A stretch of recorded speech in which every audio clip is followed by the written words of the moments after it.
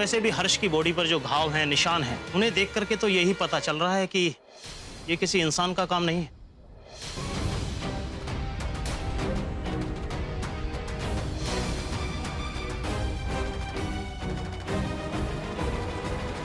क्या मतलब? मतलब ये कि उनके शरीर पर पंजे के निशान हैं, दांतों के निशान हैं। उन्हें देखकर ऐसा लगता है किसी जंगली जानवर ने उन पर हमला किया हो।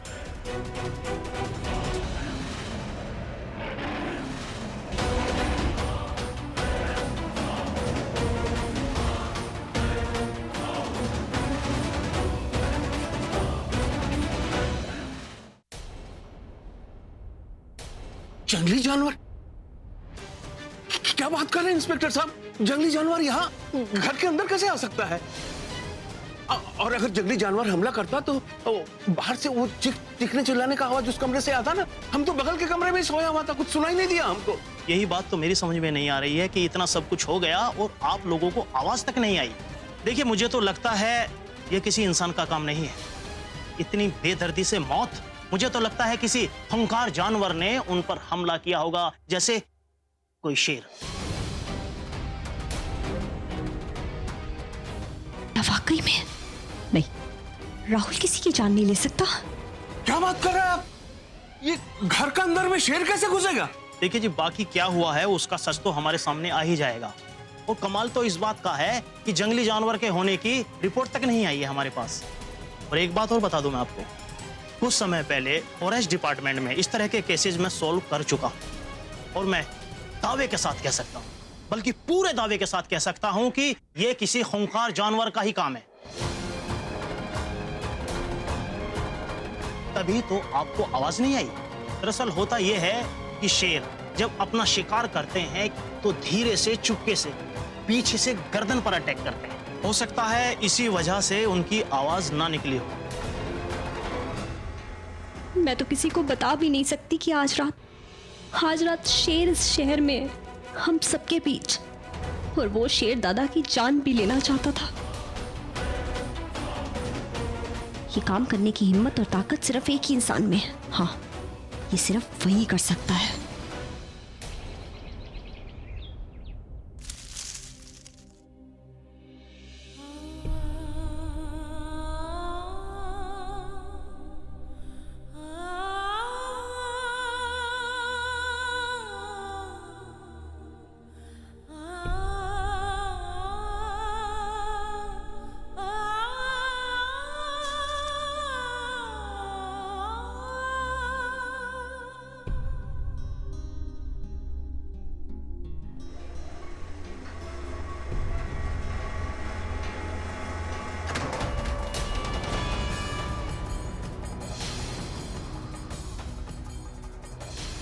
मानवी को लॉक करने के लिए कहा था, फिर दरवाजा कैसे खुला हुआ है?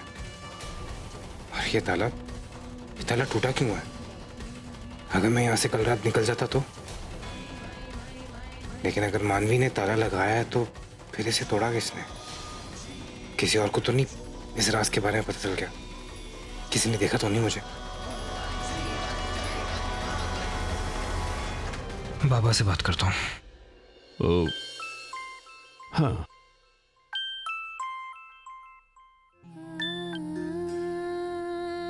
हेलो बाबा। नमस्ते। सॉरी, कल के लिए वो मैं काफी भावुक हो गया था। मेरे सामने से लाश गुजरी थी तो मैं कंट्रोल नहीं कर पाया। मानवी से बात नहीं हो पा रही है, मिल नहीं रही है, उसका फोन ऑफ आ रहा है। कहाँ है वो? आप मतलब आप जानते हैं वो कहाँ है? बाबा आप रो रहे हैं? बाबा सब ठीक है ना? क्या हुआ बताइए ना। राहुल कुछ ठीक नहीं है, सब कुछ खत्म हो गया। कोई जरूरत नहीं है राहुल से बात करने की और दोबारा उसका फोन उठाने की। मानवी, क्या बोल रहे तुम? राहुल तुम्हारा हस्बैंड है ना? राहुल वो इंसान है बाबा जिसने दादा की बेइज्जती की थी, जिसने दादा को रेपिस्ट बोला था, दादा को जीते जी मार दिया।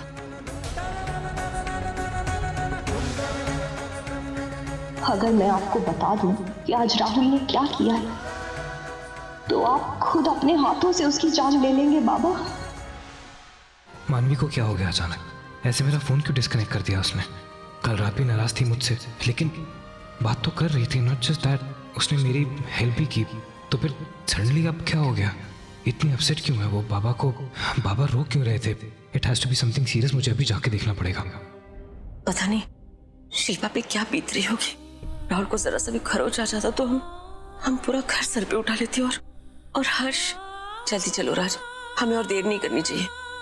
लो, यहाँ भी इनको अपने राहुल का ही जिक्र करना जरूरी है, जो कि इनका अपना बेटा भी नहीं है। चलो। आई एम सॉरी टू से मॉम, बट हर्ष एक रेपिस्ट था और हम सब ये ओपिनियन रखते हैं कि एक रेपिस्ट को मौत की सजा मिलनी चाहिए। तो आज नहीं तो कल तो उसके साथ ये होना ही था। सो निशा, हैव यू गॉन मैड? पागल हो गई हो तुम? मानवी इस घर की बहू है, हर्ष उसका भाई था, इस नाते हर्ष इस घर का बच्चा भी था, और तुम ऐसे मौके पर ऐसी हार्टलेस बातें कर रही हो। सच कह रहे हो तुम राज, हर्ष हमारे घर का बच्चा ही था। और कानून भी यही कहता है कि जब तक जुर्म साबित न हो जाए, किसी आरोपी को हम दोषी नहीं ठहरा सकते। छोड़ो सोनाली, हमें देर हो रही है, निकलते हैं यहाँ से। एक मिनट निशा, तुम कहाँ जा रही हो? तुम यहीं घर पे रुको, वहां जाने की जरूरत नहीं है। वहां जाके और दुखी कर देगी लोगों को। दादा की बॉडी को कब तक भेजेंगे? एक पोस्टमार्टम में इतना वक्त लगता है? मैडम, ये आप और हम तय नहीं करेंगे, बल्कि डॉक्टर ही तय करेंगे। वैसे भी आपके भाई की डेड बॉडी पर किसी शेर या चीते के पंजों के निशान हैं। एक जानवर ने इंसान पर हमला किया है, तो जांच करने में थोड़ा टाइम तो लगेगा ही। और चौंकाने वाली बात तो ये है कि एक जानवर तुम्हारे घर में कैसे आया? पता चल गया। कमाल है यामिनी जी, आपने भी क्या खेल खेला। सच बोलो तो पलक झपकते ही आपने तो उन दोनों की जिंदगी उल्टी कर दी भाई। ये इंसान होते ही ऐसे, इन्हें खुद चोट लगने पर इतना दर्द नहीं होता जितना अपनों को दर्द में देखकर पहुंचता है। और ऐसा ही सुकून मुझे मिल रहा है राहुल और मानवी को लड़ते झगड़ते देखकर, एक दूसरे से नफरत करते देखकर। बता नहीं सकते कि मुझे कितनी ठंडक मिल रही। और ये दर्द मैं एक मिनट के लिए भी कम नहीं होने दूंगी। मानवी का एक एक आंसू मुझे मेरे जख्मों पर मरहम की तरह लग रहा है। वो तो ठीक है यामिनी जी, पर आपने सीन ढूंढा, आपको पता है ना वो बहुत इम्पोर्टेंट है हमारे लिए। हमारे लिए नहीं, तुम्हारे लिए। खबरदार अगर तुमने मेरे दादा की अर्थी को हाथ भी लगाया तो।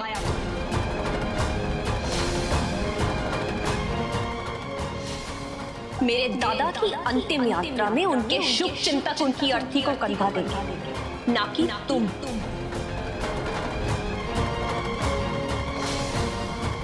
जिसने मेरे दादा का खून किया।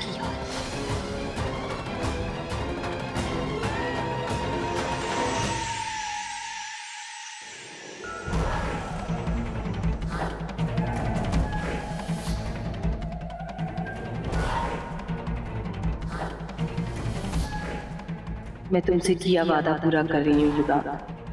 इन सबसे तुम्हारी मौत का बदला ले रही हूँ। एक एक करके इन सबको भेज रही हूँ ऊपर।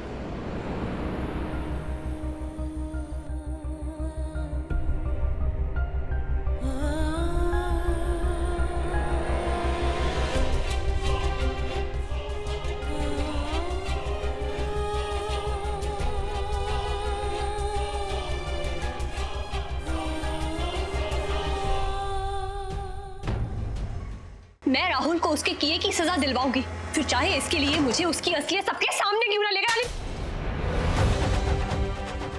ये मैंने तुम्हारी सोच के लिए दिया, और ये भी सोच लो अगर तुमने ये सब किया ना तो फिर क्या करूंगी। आइंदा धमकी देने से पहले अपनी औकात याद रखना। इस उम्र में ना तुम्हारे परिवार के हाथों में कटोरा अच्छा नहीं लगेगा।